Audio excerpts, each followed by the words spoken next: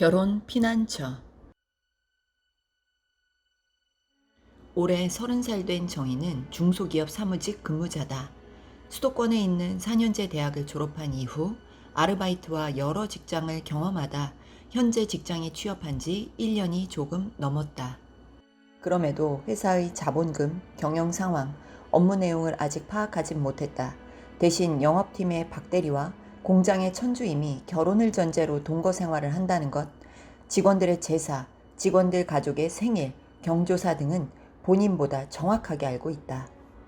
나는 감정 서비스직 업무와 잘 맞는 것 같아. 정희는 스스로에게 말한다. 그러나 회사에서 필요한 인재는 감정 노동자가 아닌 회사 업무의 전체 파악과 사무직 현장직을 가리지 않는 살신성이 나는 열정 직원이다. 아무튼 정희는 이대로 가다간 앞자리에 앉아있는 미스권처럼 될까봐 노심초사하고 있다. 미스권을 간단히 소개하자면 반백살 나이에 사무직으로 회사만 25년째 옮기고 다니는 말단 평직원이다. 결혼도, 자녀도, 집도, 재력도 없다. 갔다 오더라도 결혼은 해봐야지 않겠니? 라고 말씀하시는 미스권의 부모님과 50년째 함께 살고 있으며 미래에 대한 기대감으로 매주 소소하게 10,000원짜리 로또 용지를 자동으로 돌리고 있다. 처음 본 기계에 자신의 인생을 맡기다니 정희는 생각조차 할 수 없는 일이다. 정년기에 결혼을 하지 못한다면 정희는 눈을 질끈 감았다. 자신의 금미래가 눈앞에 앉아있다. 불안하다. 말단 직장인으로 평생을 보내고 싶지 않다. 이제 결심을 굳힐 때다. 핸드백에 있는 반지 케이스를 만졌다. 얼마 전 남자친구에게 프로포즈를 받았다. 거창하진 않았지만 그의 차 안에서 결혼해주라 하며 받은 반지였다. 3년 만난 그와는 초등학교 동창 사이였다. 3년 전 초등학교 동창 모임에서 만난 진영을 남자로 느끼고 정희가 먼저 설레었다. 진영은 중학교 영어 선생님이다. 평일 저녁 친구 결혼식에 다녀왔다. 정희는 신부 측 친구로 참여해 부케를 받았다. 이번에 결혼한 친구는 임신과 동시에 직장을 그만두었다. 친구는 더 일을 하고 싶어 했으나 신랑 측에서 주부로서 엄마로서 살아달라고 강력히 요구했다고 한다. 너도 그럴 거지? 친구들이 묻자 정희는 그들에게 묘한 반발감이 생겼다. 적게 벌더라도 난 일이 좋아, 재미있고. 마음에도 없는 소리를 하면서 그렇게 말하니 일이 좋고 재밌기도 한 것 같다. 호수가 보이는 한적한 곳에 진영의 차가 세워져 있다. 임신하면 일을 바로 그만둬야겠지? 흐트러진 옷에 매무새를 고치며 정희가 진영에게 말했다. 진영은 담배를 꺼내문 뒤 불을 붙였다. 정희는 차 안의 창문을 열고 빈 컵에 물을 따라 휴지를 넣은 뒤 진영에게 건넸다. 직장은 밥 먹는 거랑 같은 거야. 책임감 있게 평생 일해야지. 진영은 어린 시절 비싸지 않은 브랜드도 제대로 사주지 못하는 부모가 싫었다고 했다. 우리가 자랐던 시대보다 요즘엔 더 할 거라며 집을 사는 것도 아이를 키우는 것도 외벌이로는 감당 못할 거라 했다. 물론 집이 없어도 아이를 낳을 필요도 없기는 하지. 그런데 외벌이는 싫어. 정희가 듣고 싶은 말과는 상당히 동떨어진 현실적인 말이었다. 내가 열심히 노력하면 되지 않겠어? 내가 물 한 방울 안 묻힌다는 소린 못하겠지만 되도록 덜 고생시킬게. 이런 말을 듣고 싶었는데 아이를 낳을 필요가 없다니. 진영과 결혼하면 아파트가 아닌 곳에서 월세로 출발할지도 모르고 출세할 길이 없는 직장과 장남이긴 해도 남자로서 듬직한 매력을 보여준다면 믿고 따르며 위안이 될 수도 있는데 이렇게밖에 말을 못하는 남자를 가장으로 두고 결혼 생활을 해도 되는 것인지 누군가 속 시원히 얘기해주면 좋겠다고 생각했다. 정희는 자신의 금미래인 미스건과 술자리를 함께했다. 결혼 준비는 잘 돼가냐며 미스건이 물어봤고 금미래에겐 감출 것도 반감살 마음도 없기에 자신의 고민을 솔직하게 술술 말했다. 박한 연수입의 중학교 교사이고 집이 없다는 사실 때문에 그와 결혼이 망설여진다. 그렇다고 맞벌이 엄마로 아내로 살아가기엔 이 남자를 열렬히 사랑하고 있지 않다. 그건 그 남자도 마찬가지 아니야? 정희 씨가 직장을 다녀서 외벌이 걱정이 없으니 결혼할 때쯤 되어 결혼하려는 것 아니겠어? 직장을 그만둔다고 하면 그쪽에서 먼저 그만둔다고 하지 않을까? 금미래는 솔로몬이다.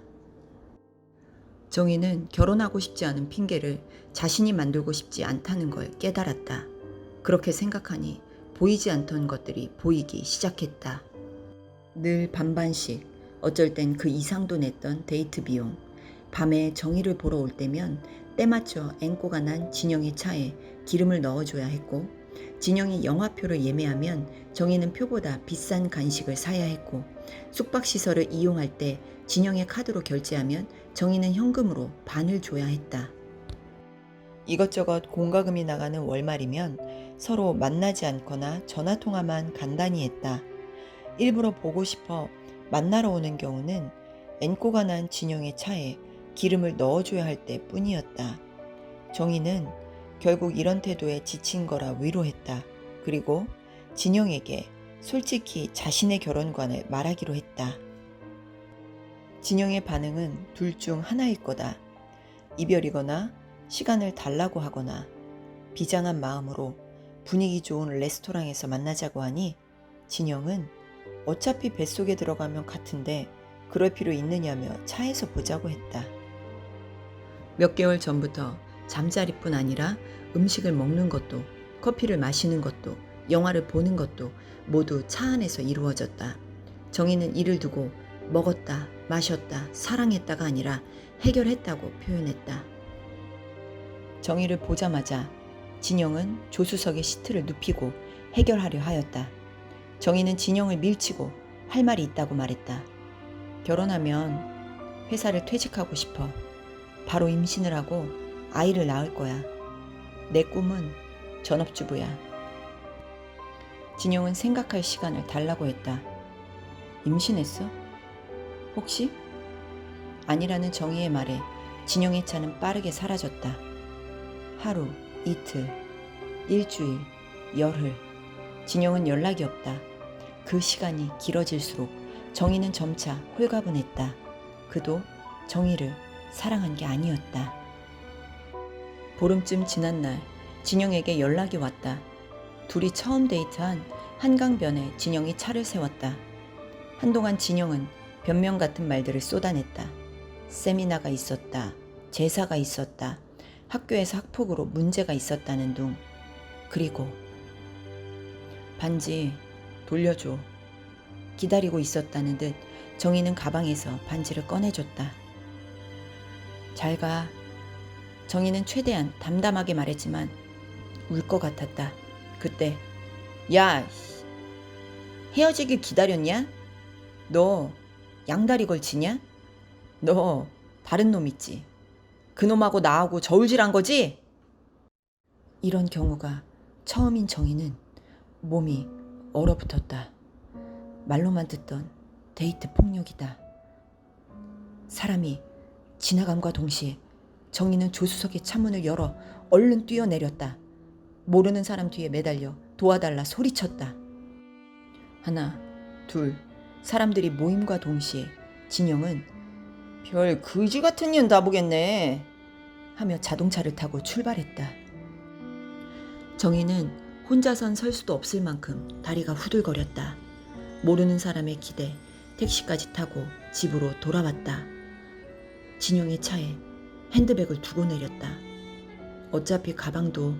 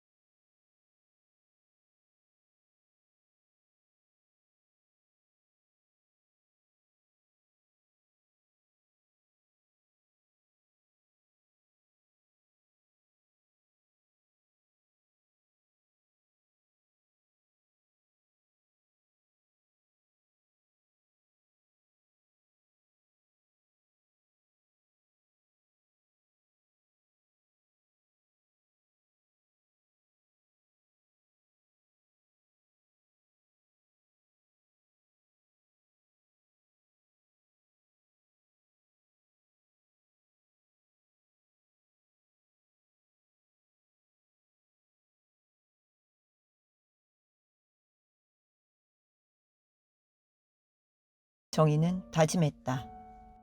경찰 참고인 조사가 끝나고 참고인 분이 진술을 잘해주셔서 다행이라며 조사는 어느 정도 끝났다고 경찰에게서 전화가 왔다. 한때 결혼을 약속했던 남자와 두렵고 힘든 싸움이었다. 그로 인해 참고인의 존재조차 잊고 있었다. 참고인에게 얼른 전화를 했다. 통화가 안 되어 감사하다는 문자를 장문으로 남겼다. 2달 뒤 진영의 데이트 폭력과 협박은 검찰로 송치됐다. 참고인에겐 연락이 없다.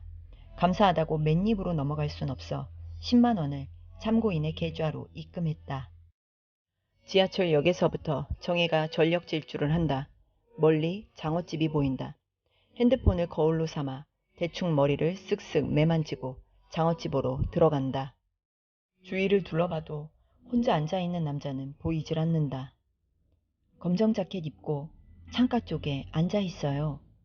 정희가 참고인에게 막 문자를 보낼 무렵 문이 열리고 단정한 얼굴의 남자가 들어온다.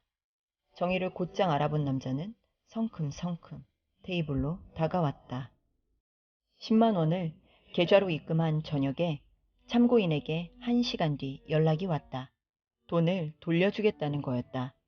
정희는 계좌번호를 가르쳐 줄까 하다 밥을 사달라 했다. 며칠 전부터 가고 싶었던 장어집이 있었는데 다이어트 중인 금미래가 거절해 혼자 갈까 망설였던 터였다. 미안, 좀 늦었어요. 진료가 길어져서요. 남자가 늦은 게 민망한 듯 부드럽게 말했다. 아, 맞다. 의사였지. 정희는 그제서야 그가 건넨 명함에 직함이 상기됐다. 남자는 하얗고 가지런한 치아를 보였다. 어두운 그날 밤엔 얼굴도 제대로 보질 못했다. 환한 조명 아래에서 본 남자의 모습은 가슴이 쿵쾅거릴 정도로 훈남이었다. 흰색 셔츠에 어깨 라인이, 그 아래로 이어진 깎은 듯한 바디라인이 셔츠 안에서도 빛이 난다. 정희는 자세를 고쳐 앉았다. 이럴 줄 알았으면 전투복 입고 올걸. 아유, 아니다. 정신 차려. 그렇게 당하고도 밥이나 맛있게 먹고 가는 거야. 괜찮아요. 도착한 지 1시간밖에 안 됐어요. 정희의 말에 남자가 호쾌하게 웃는다. 어라? 웃음 장벽이 낮은데? 정희는 살짝 기대감이 들었다. 남자는 메뉴판을 보면서 정희 앞으로 슬쩍 몸을 기울인다. 호감의 몸 신호다. 정희는 슬며시 웃음이 나왔다. 서두르지 않기로 했다. 또 아니면 어떤가. 이번엔 평생 벌어먹일 수 있을 만큼 후회 없이 사랑하면 되지.